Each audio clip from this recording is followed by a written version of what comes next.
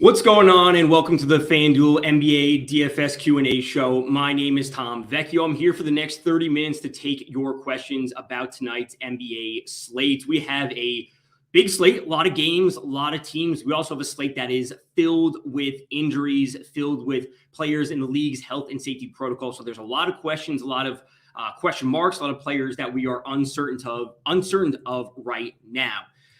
When it comes to tonight's slate, I think we're going to be seeing a number of players and teams specifically be very popular.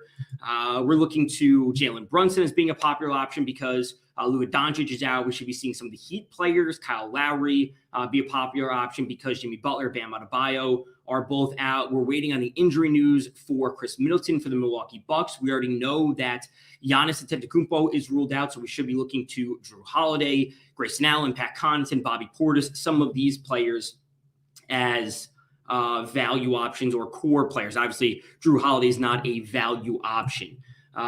We are, I'm going to say, in a good spot in terms of the overall picture right now. We have a few notes that can change the roster construction, but overall, it's okay unless there's some dramatic breaking news in terms of players being ruled out. I think we're going to be okay.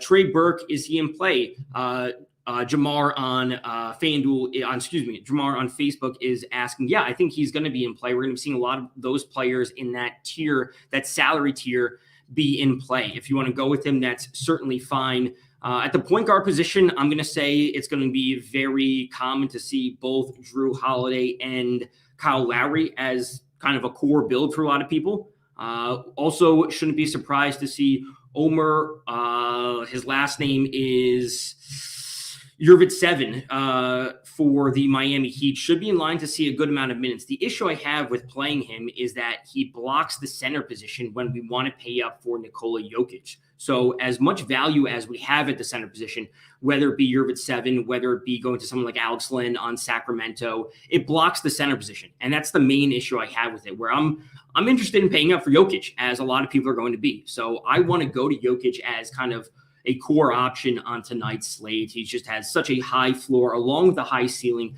combined with the fact that we have a great game environment against the Minnesota Timberwolves. And this is a pace-up spot for Denver. They are 29th in the league in offensive pace, and Minnesota is sitting at 5th. So a big pace-up spot for a player that already has a high usage rate, already has a high floor, and has a tremendously high ceiling.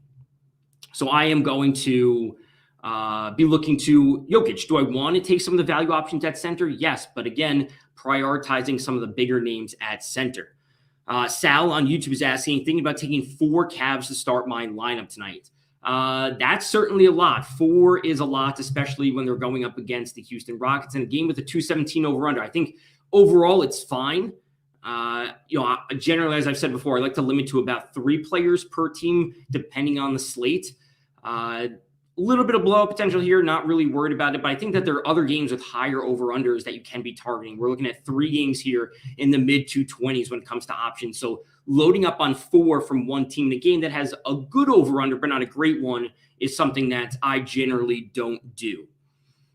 So that is, I would say go to 3 Cavs. That's certainly fine. We're waiting on the news for Evan Mobley. Let's just give this a quick refresh to see, some updated injury news. Yeah, so Mobley is still listed as questionable. Obviously, the big news would also be Joel Embiid, who is ruled out after lock their most recent game. Good to see Anthony Davis being upgraded to listed as probable. Paul George is obviously a big one for the Clippers. Chris Middleton, I think he's shying more towards not playing. That's just my guess at this point because he left early from their game against Boston with a hyperextended knee. I think that they will just be rolling Grayson Allen and Pat Connaughton out there at the 2 and the 3 alongside Holiday. Thanasis Antetokounmpo because Giannis is ruled out, and then Bobby Portis at center. With Christian Wood unlikely to play, and I think he's going to be out for a few games, we could be seeing some big minutes for Alperen Sengun for the Houston Rockets. He has power forward eligibility, so ultimately that's where I would look to roster him. I think Daniel Tice is going to get the start, but we should be seeing Sengun as that first option off the bench. So going to him as a power forward, $5,400, I think that's obviously a very reasonable salary. Looking to him there is a spot that I would go for Milwaukee. Grayson Allen, I think, brings plenty of value at $4,000. I mean, we have 4 players in here that are all going to be playing these players are probably playing 30 plus minutes. Sengun should probably be around 22, 25, whatever it might be.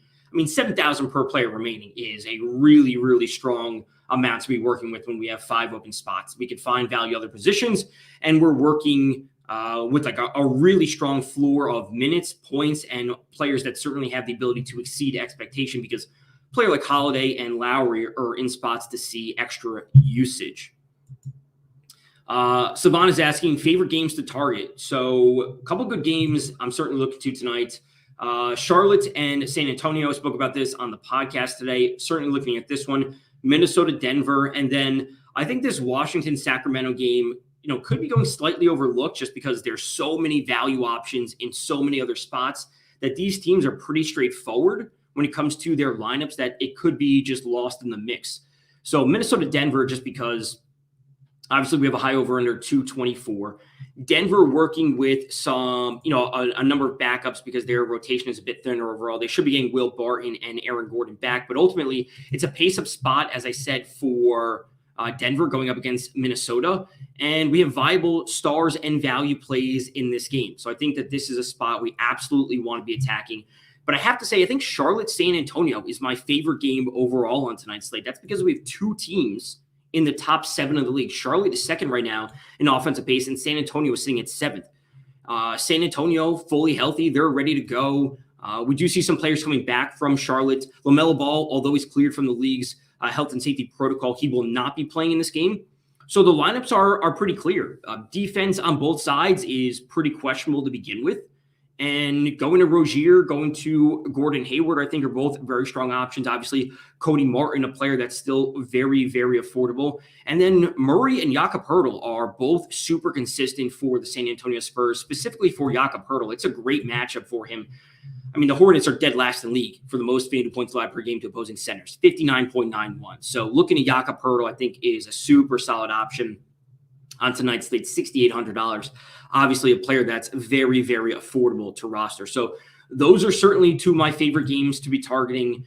Plenty of scoring should be happening in both of them, specifically Charlotte and San Antonio. Like I said, 2 teams in the top 10 of the league when it comes to offensive pace. And then Washington and Sacramento. If that game or those players are going to be going overlooked, I have interest there. I have interest in Alex Len. I wrote him up today on numberfire.com as one of my favorite value plays on tonight's slate. Just seeing the minutes and, more importantly, the starting lineup, because Rashawn Holmes is still out with that eye injury. He's listed as doubtful.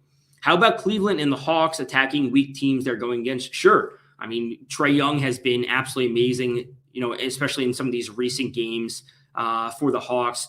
Like, the level of consistency he brings is like borderline unmatched for, on a point per dollar basis. So absolutely going to Trae Young. I would also look to some of the value in that game.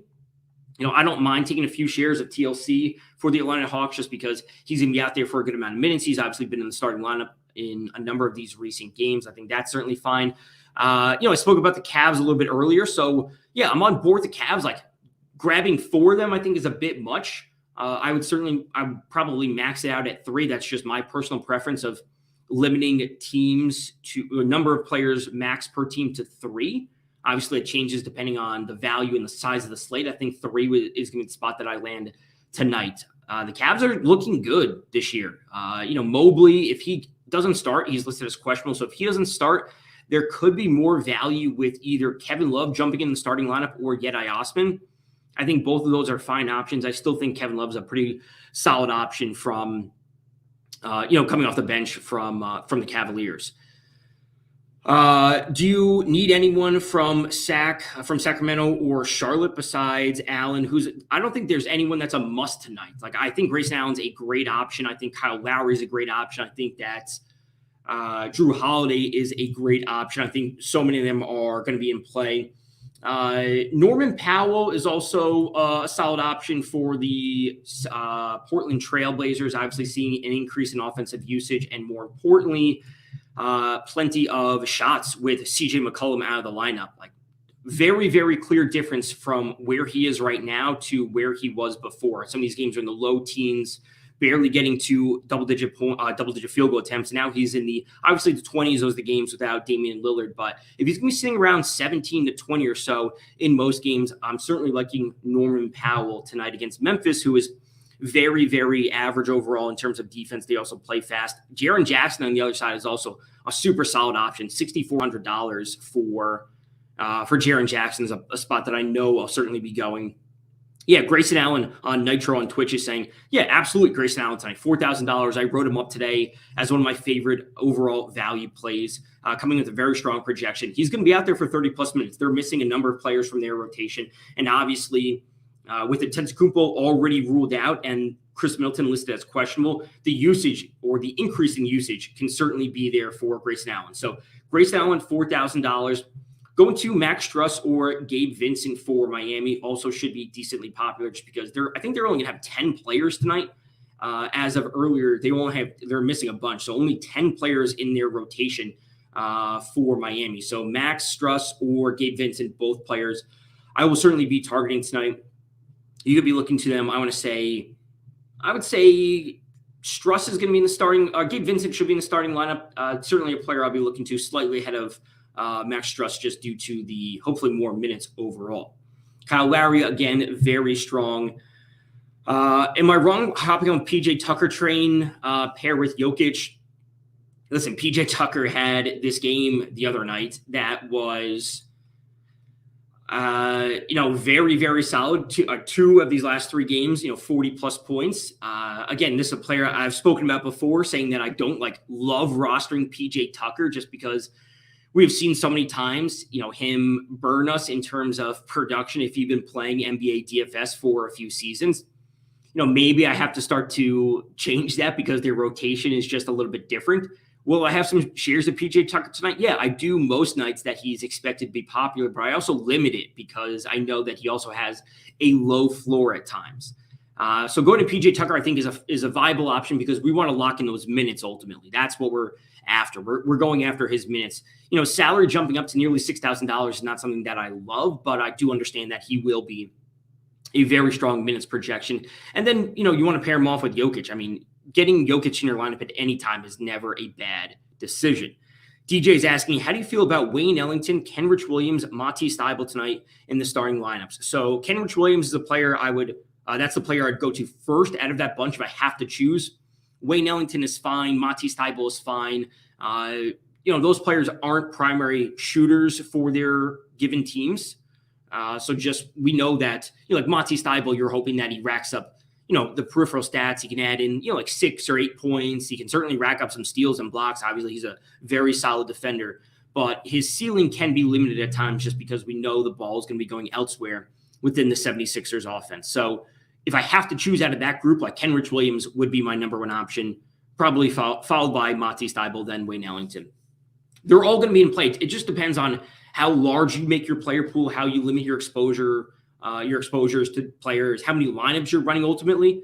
Like if you're running one lineup, I don't know if any of those players would make the cut for me personally. Like if you're running literally one single lineup, I don't know if any of those players would be in play for me. I think that, let's see, the value, like DJ Augustine, I think is a solid value option at the guard position. That's fine. Like I said, I'm big on going to Alex Len tonight. I just think that the matchup against Washington is going to be so solid for Sacramento. Really, players on both sides in this game should be super valuable. 226 over under. It's a 2-point spread. That's everything we possibly want when it comes to NBA DFS. Jalen Brunson also going to be in the starting lineup. 30-plus minutes for him with Luka out. A very, very clear option. So I think that there are just stronger options around them. Not necessarily that those are bad options. It just, again, depends on how many lineups you're running, how much exposure you're going to be having to each player.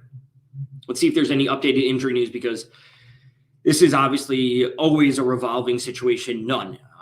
If Embiid is out, can we just be going straight back to Andre Drummond as the backup? Sure. I think that's a solid call we should be seeing for a good amount of people. It does change things overall at the center position. If you're prioritizing Drummond, if we do see Embiid ruled out. Embiid did go through shoot around, but he is still listed as questionable. So keep that in mind. If we see Mobley ruled out for Cleveland, Mobley is also listed as questionable. I'll have even more interest in Jared Allen going up against Houston because this matchup also super favorable for anyone going up against Houston. from game one of the season to right now to what we'll be seeing in March and April, it doesn't matter. We always want to be attacking Houston. So, Mobley, even if he gets ruled out, I still think the Cavs will win that game. I'll just have a little bit more exposure to Jared Allen, obviously a player that has been very, very consistent, putting up double-doubles in a lot of these recent games. If that was the case, I guess I would also look to some of his player props tonight. Let's see what this line is at right now for Jared Allen. Let's see. Points, rebounds, assists. Jared Allen, 32.5, minus 106 on the over. That's not that bad with obviously that could potentially change if we see Mobley ruled in. Just look at his rebounds right now. Jared Allen is 12.5. Certainly high. He could get there. He could certainly get there with Christian Wood ruled out. That's not a bad spot. 12.5 is certainly high, though. I wish that was 10.5 or 11.5, but that's a question for a different time. Grim on YouTube's asking, is TLC or Nasir Little worth a look tonight? Yeah. TLC has been in the starting lineup for Atlanta over the past few games just because they're dealing with a few injuries. The matchup against Orlando is obviously a solid one. We just have to know that these recent games are a clear snapshot of what his potential production could look like. 30-plus minutes and less than 10 FanDuel points is within his range of outcomes.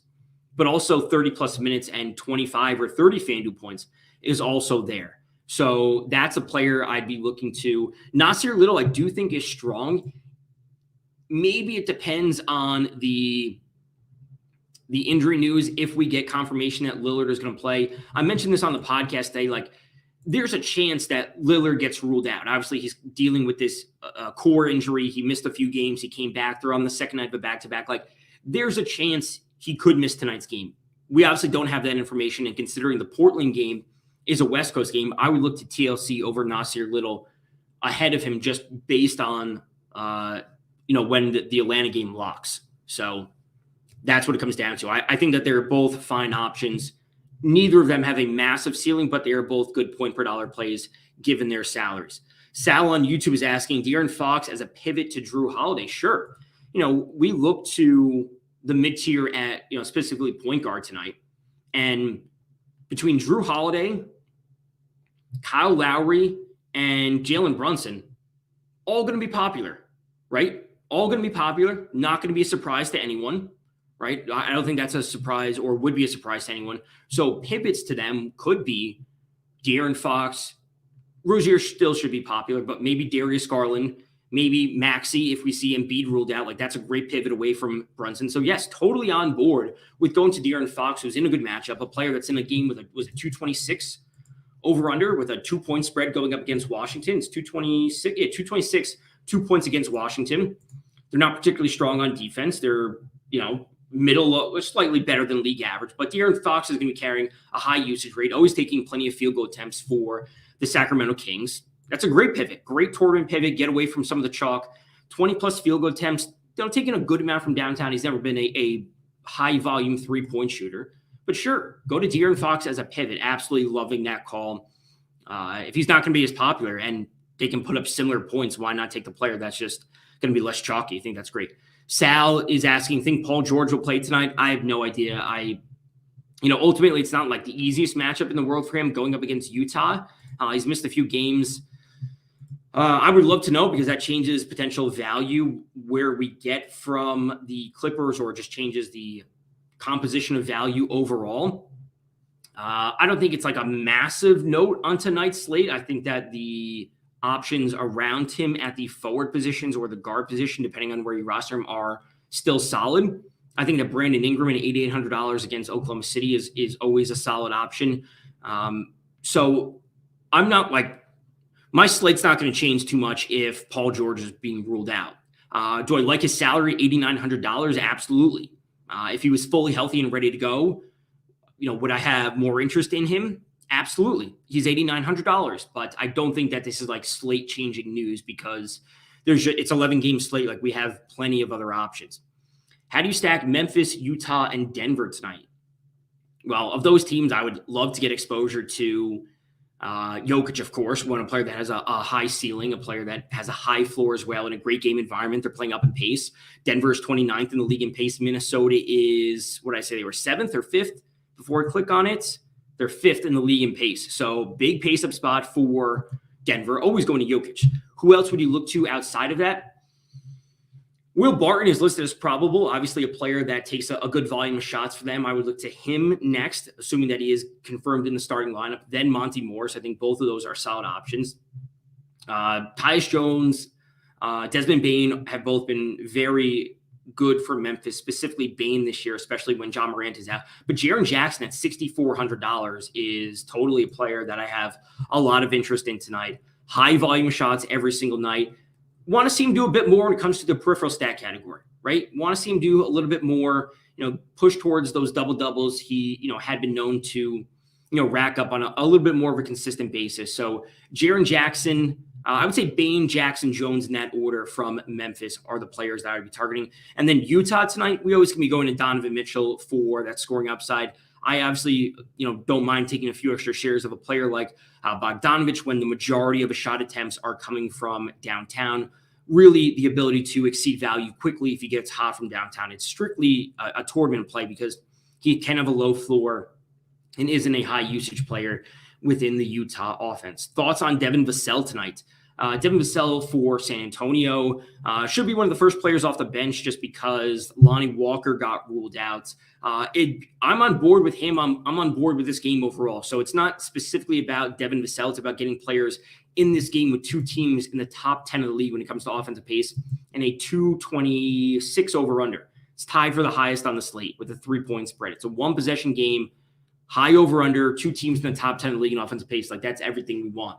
So whether it's Vassell or whether it would have been Lonnie Walker, if he were to be healthy, he's obviously ruled out. Going to him, going to Kelly Oubre, any of those kind of secondary players for the teams are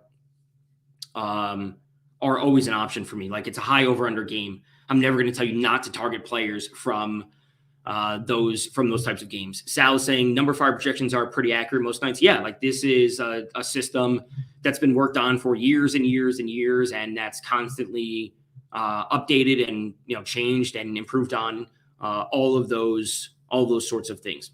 Sal is saying Anthony Edwards is $7,200. Like, yeah, Anthony Edwards is a player that's Minnesota. Anthony Edwards is a player that can have a very high ceiling. Will he be a bit of a priority for me tonight if we see D'Angelo Russell ruled out, who's listed as questionable? Maybe. I mean, this game does have a strong over-under. It is technically a pace-down spot for Minnesota going up against Denver, but if the extra usage and extra shot attempts would be flowing to Anthony Edwards, one of the players on Minnesota, if D'Angelo Russell is ruled out, I mean, he's a player that we know has a 50, 60-point ceiling. It's a one-possession game going up against Denver, or two-possession game going up against Denver, the 224 over-under. Yeah, Anthony Edwards at $7,200. Savannah is saying I want to try multiple double-up entries tonight. Do you mean multiple lineups or putting in multiple entries with one lineup? Because if I don't play cash games anymore, but when I did, it would just be the one cash game. Like, I don't run out multiple cash games that are in double ups or head to heads or 50-50s, whatever it might have been.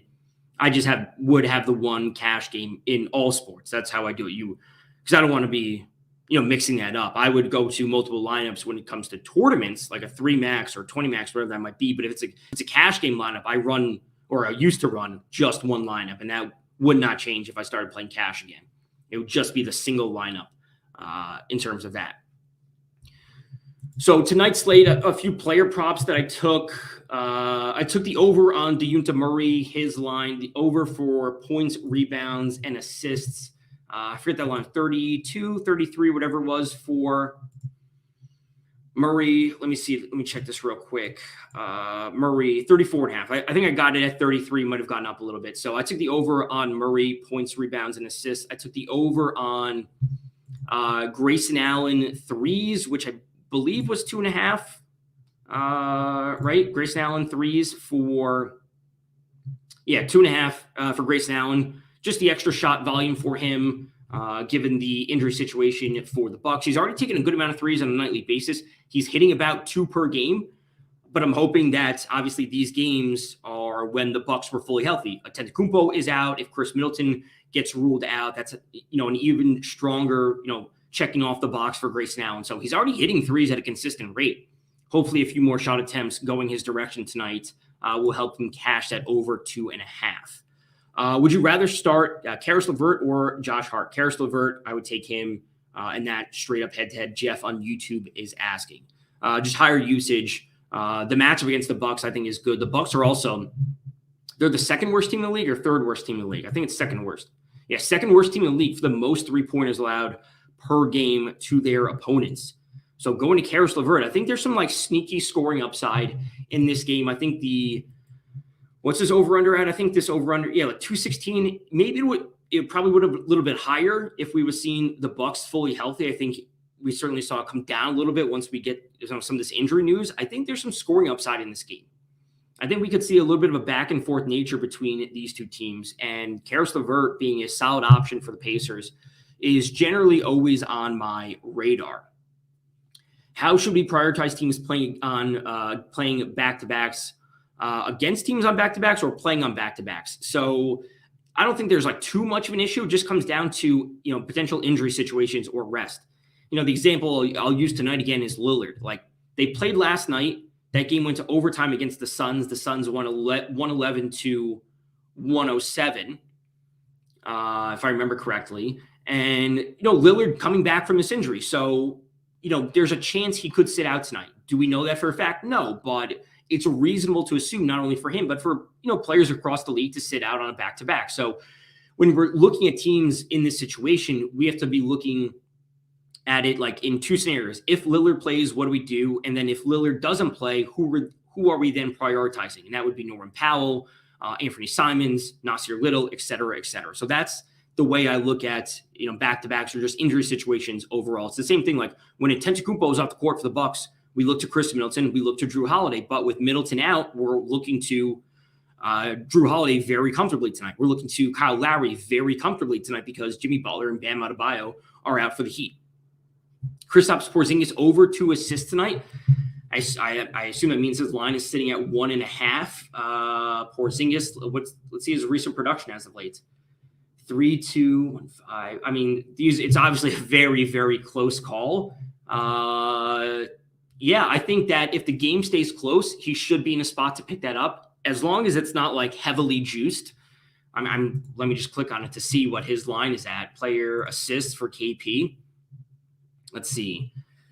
Porzingis over 2.5 plus 122. I don't think that's that bad. I think that's a pretty solid bet. Take the plus money. Take the plus money on Porzingis. You hope the game stays super close, so he has the chance to get there. Spend up on Gobert or buy low on Jakob Poeltl and Alex Len. So spend up on Gobert, probably not the way I would go. If you're spending up at center, I would ideally try to get to Jokic. That would be the ideal situation. DJ on Facebook is asking, spend up at center. To me, that means Jokic or Embiid if he does play. Gobert, I think, is fine tonight, but I would actually lean towards Jakob Poeltl for the San Antonio Spurs because they're going up against the Hornets, who are dead last in the league against centers. And again, this game, 1-possession game, 226 over under, and both teams in the top 10 of the league in pace. So spending up, I would actually say no Gobert. Get up to Jokic if you can. If you can't, Jakob Poeltl, because this game environment is absolutely awesome against the Charlotte Hornets. I got what you're saying, Sal. Teams going against them, I meant. Yeah, so if you want to go to Memphis tonight, that's certainly a strong option. We know that their production can be high, especially if we get those 3-pointers rolling against Portland, a team that we know is not super strong on defense. They're not this year. They haven't been for however many seasons, always getting these higher scoring games. So tonight's slate, we need a few updates on the injury news front, and then I think we should be good. I think that this is going to be a good slate despite everything going on with all these teams missing players. It should be a good high-scoring slate. All right, so that does it for this Q&A show. I'll be back next week, 4 p.m. on Wednesday, taking your questions. You can follow me on Twitter at DFS_Tom. Until next time, good luck in your contests.